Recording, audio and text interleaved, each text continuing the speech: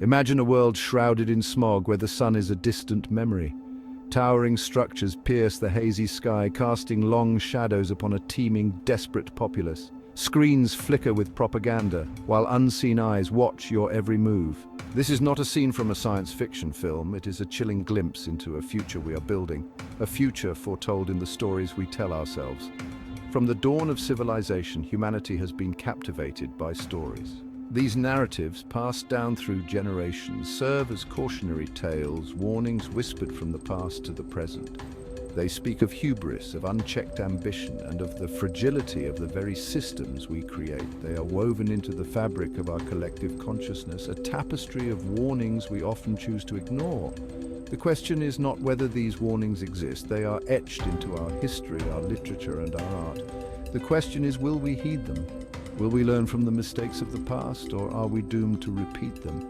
The answers, my friends, lie not in the stars, but in ourselves.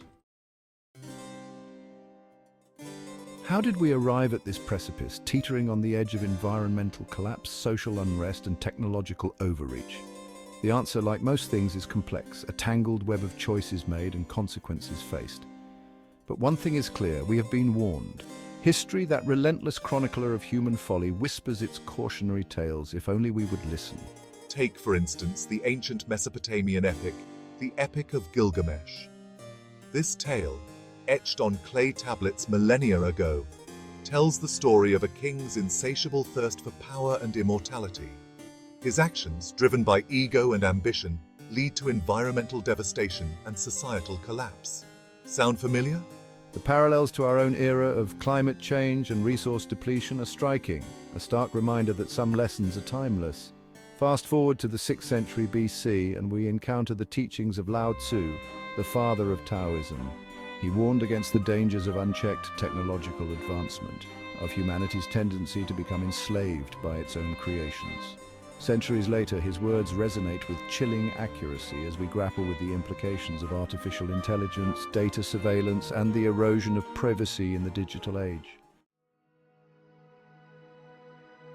The echoes of these warnings reverberate across cultures and continents, from the ancient Greeks who cautioned against hubris and the dangers of unchecked ambition in their myths and tragedies, to the indigenous cultures around the world who have long understood the delicate balance between humanity and nature. The message is clear.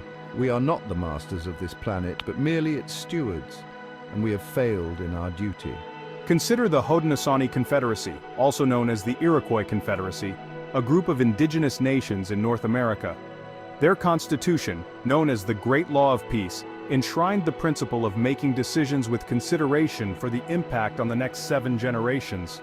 This long-term perspective, so alien to our modern culture of instant gratification, offers a powerful antidote to our current crisis. These stories, myths, and philosophies, passed down through generations, offer a wealth of wisdom for navigating the challenges of the 21st century. They remind us that we are not the first to face these issues, that humanity has grappled with questions of power, justice, and sustainability for millennia. And while the context may have changed, the underlying principles remain the same. It is not just ancient texts that offer warnings about the future we are building. Modern literature, too, is replete with cautionary tales, stories that extrapolate from current trends to paint chilling portraits of what might be. George Orwell's 1984, with its ubiquitous surveillance, thought control, and manipulation of language, has become synonymous with totalitarian regimes and the erosion of individual liberties. Yet, as we scroll through social media feeds curated by algorithms, bombarded with targeted advertising and misinformation, it becomes increasingly difficult to dismiss Orwell's vision as mere fiction.